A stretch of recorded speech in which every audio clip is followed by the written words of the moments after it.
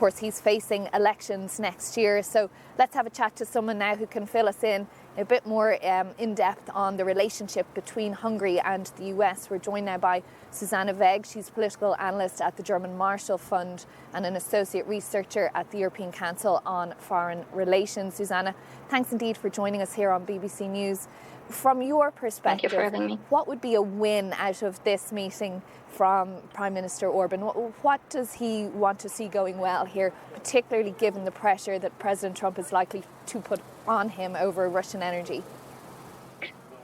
Thank you for having me, Katrina. Well, the meeting itself is already a political win for Prime Minister Orban. And indeed, the massive social media campaign that we see around it on Hungarian channels is already showing the importance for the government. But there are indeed issues on the table where Prime Minister Orban needs to negotiate, and he probably did not expect this to be so central. He does need some sort of exemption or derogation from the American sanctions on Russian oil. Currently, the Hungarian imports 90% is from Russian sources, and this is a dependence that cannot be cut very quickly. But we do see attempts that the Hungarian government is trying to potentially make some sort of a package deal. The Hungarian foreign minister announced that there will be a new intergovernmental nuclear cooperation whereby Hungary would eventually be buying American nuclear fuel. So that could be a bargaining chip in the longer term, but having the exemption would be pretty important. And already back in spring, Prime Minister Orban announced that there would also be some business cooperation agreement put in place with the United States.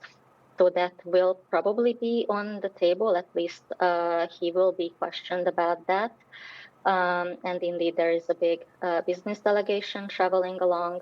A more tangible thing that I could foresee here is potentially progress on the reinstatement of the treaty on avoiding dual taxation between Hungary and the United States, which may be very technical, but would be quite crucial for the business cooperation between the two countries.